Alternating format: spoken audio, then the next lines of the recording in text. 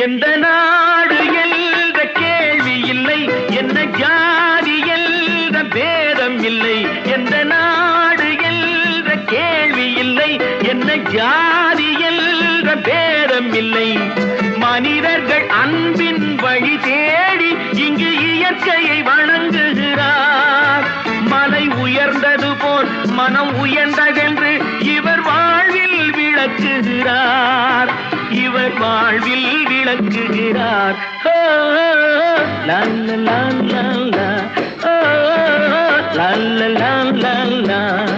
புதிய வானம் புதிய பூமி எங்கும் பனிமழை பொழிகிறது. நான் வருகையிலே என்னை வரவேற்று வண்ண பூமழை பொழிகிறது.